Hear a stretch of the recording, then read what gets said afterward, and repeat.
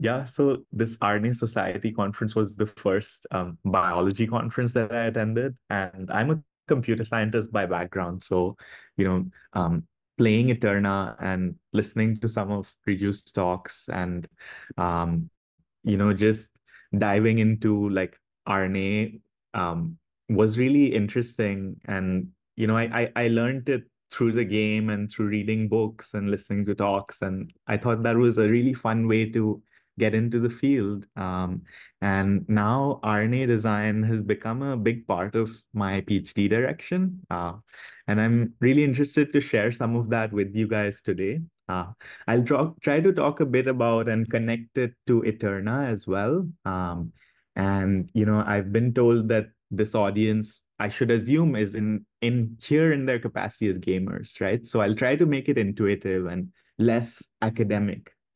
And I'll start with a primer on RNA structure and design. Most of you may not need this, but just to talk a little bit about the 3D stuff here. Um, so we know this problem, right? RNA structure prediction, going from sequence to secondary or tertiary structure. Um, and design is the inverse problem. Here, you think that you want to design some function, and then you assume that a particular structure carries that function. And then you're tasked with designing sequences that fold back or retain that structure. And Eterna is an amazing engine for this, right? Players around the world are designing RNA sequences that are likely to fold back into structures that they're given. They're essentially diversifying sequences, right? And why might we care to do this? Well, there was this great talk by Riju, which motivated me to also sort of start looking into this stuff. And it talked about how structured RNAs play important functional roles, right? So this is the basic sort of setup. Um, and then when we think about RNA structure, right, it's composed of these building blocks or Lego blocks, which are organic molecules called nucleotides. And they're very specific. They're quite structured in that they're made up of these phosphate groups attached to a five-membered ribose sugar ring, which is then attached to a nitrogenous base, in this case, uracil, but you could have adenine, guanine, and cytosine as well.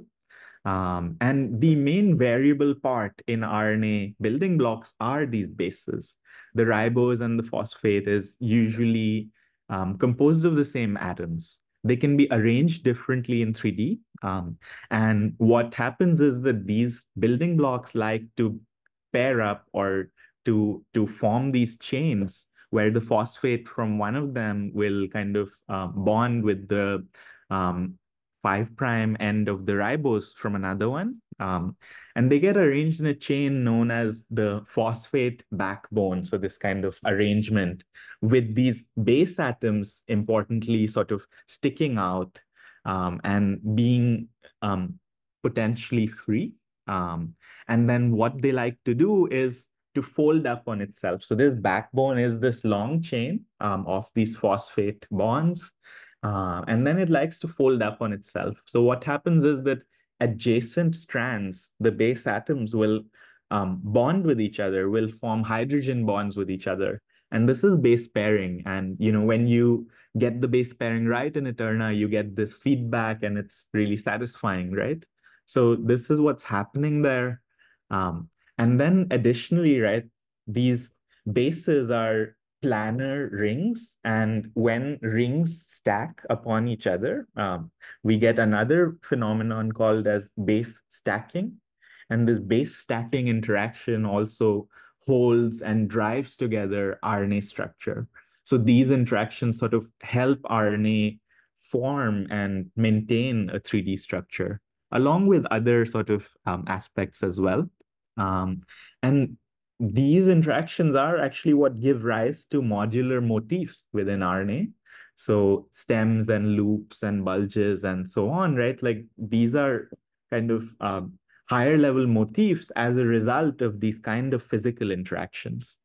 Um, and by the way, like I've stolen a lot of these figures from a great course on RNA biology with Eterna on Coursera. So this is, how RNA structure is being formed. And when we look at 2D structure, right, like when we look at these roadkill diagrams of RNA, they may actually hide a lot of structural detail.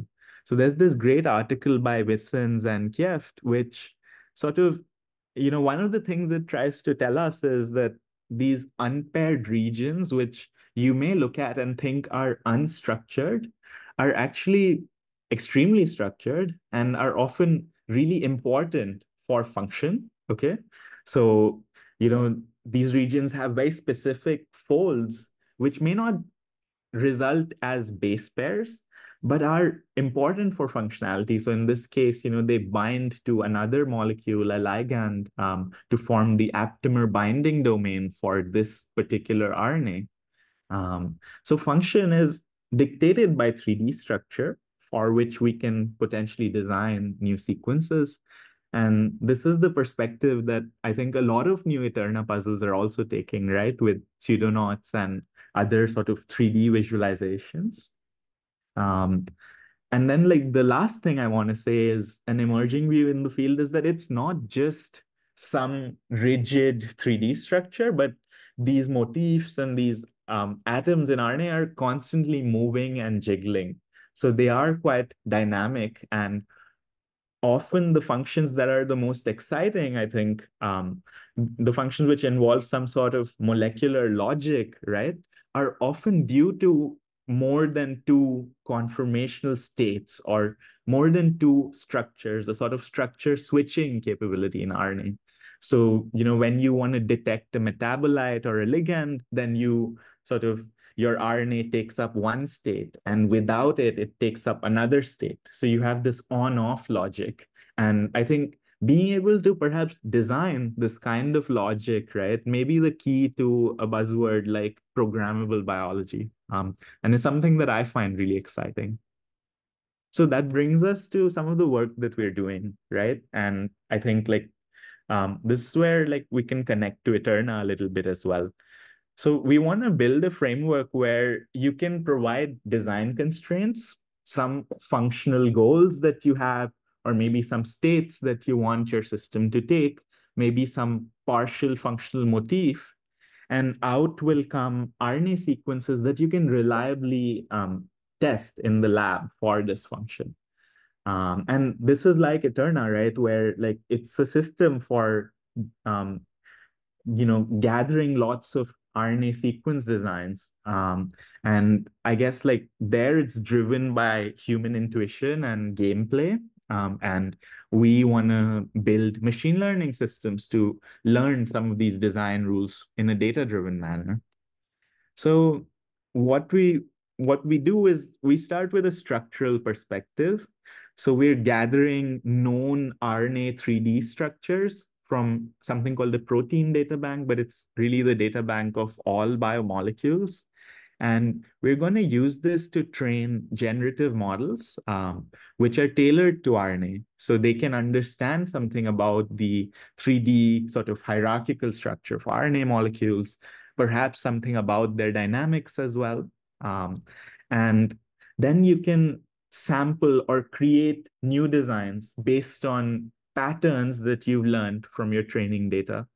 And these designs are you can guide these designs through your design constraints. Importantly, especially if you've learned a good model, you should be able to guide that generation. And you can create millions of new RNA sequences, right? And essentially you're doing all of this on a computer, so you can run your models many times to create many, many sequences and designs. And then the other really important part of this framework is actually filtering and ranking designs. So choosing what is your final design, right? And again, in Eterna, I think this used to be done via voting, right? Like players would vote. And now I think there's some sort of limit that each player can submit X number of designs, right? So you have to think about what designs are the best ones, right? Based on what criteria. And I think this is where a lot of structure prediction tools are really handy. So AlphaFold or EternaFold, you can use them as checks for how successful a design sequence is, right? To what extent it perhaps folds back into the structure that you want, right? Or tools like RiboNanzaNet, which actually predict the outcome of real experiments, right? So you could think about each of these ML models as a kind of vote, and then you're like seeing which of the designs gather the most votes. And then the rest of my talk is actually about the generation of these designs. But I think through this slide, I just wanted to say that there are a lot of different machine learning tasks involved in sort of building this kind of framework. And it usually involves like bringing together a bunch of different models and figuring out how to, firstly generate and guide the generation, condition the generation, and then to filter and rank your designs. So to begin with, right, let me talk about designing RNA sequences. Um, This is a task called fixed backbone redesign. And usually you have a functional property of interest and you have known RNAs with that property, right? So there are like RNAs which have some property, and you can then take their 3D structure and extract the backbone. The idea is that the backbone sort of is a rough skeleton for that RNA. So it tells you the rough shape that that RNA is going to take, but you're going to remove the base atoms. So you don't know how things are base pairing. You don't know how the bases are stacked. And what you're doing is you're asking machine learning models to predict the identities of these bases from the 3D positions of the backbone atoms. So the model is essentially like learning to predict the optimal sequence given a backbone. What is the most likely sequence that will fold into this backbone, right?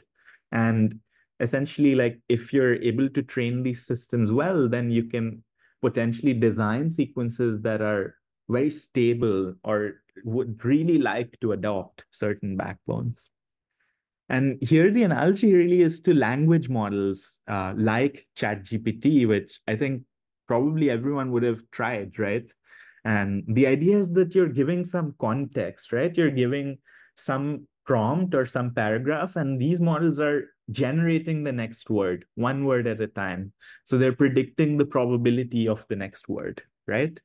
And we could do this with the language of RNAs and proteins and biology as well, where your notion of words or tokens are nucleotides or amino acids in the case of proteins.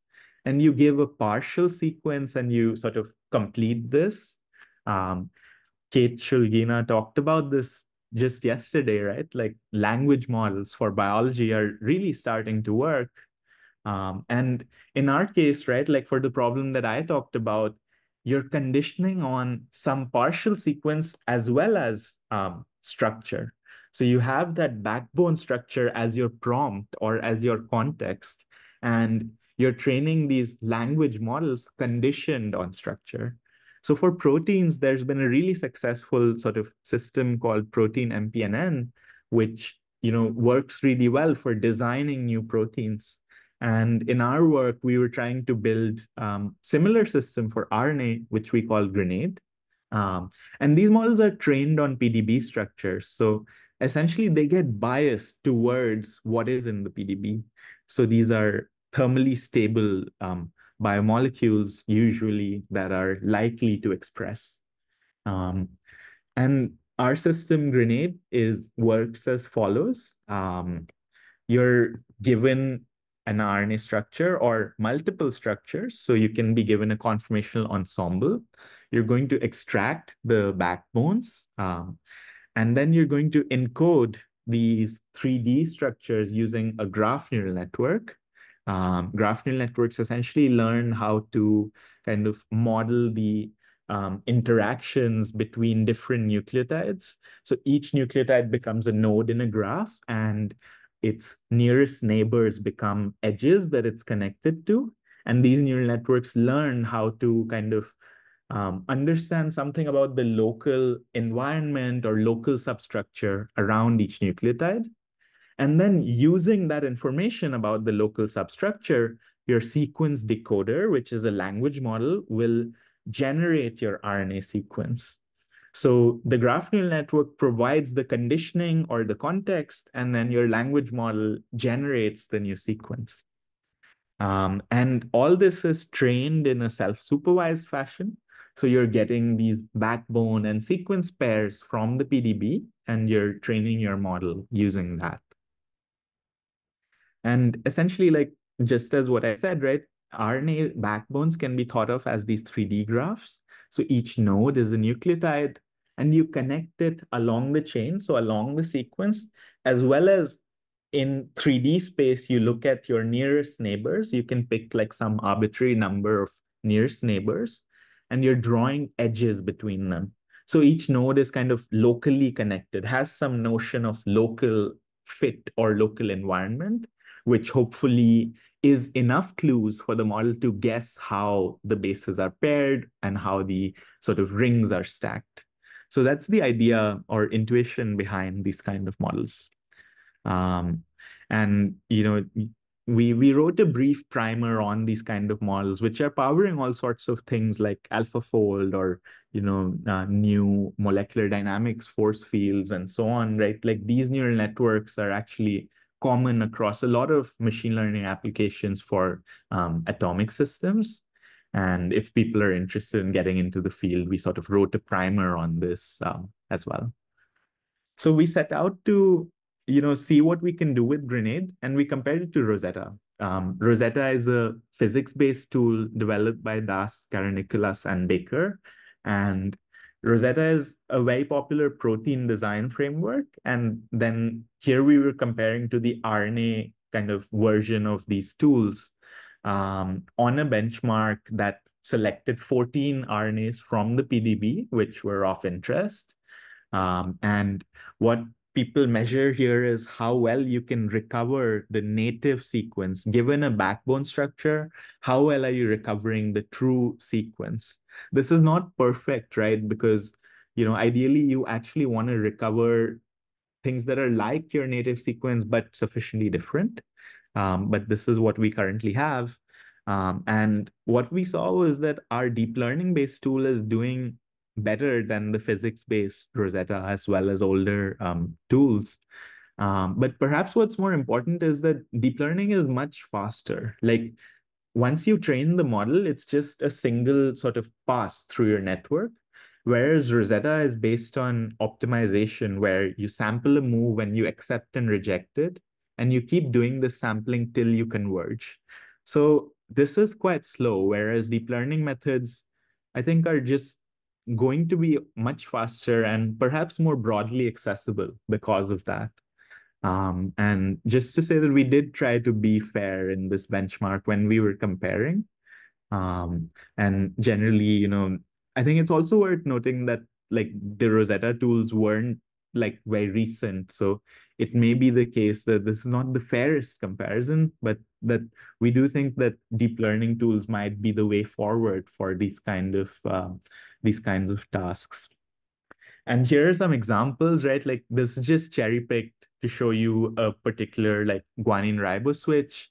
Here, what we did was we designed the sequence with Grenade and then folded it again with RowFold, which is a fast, not perfect, but fast RNA folding tool, which also uses deep learning.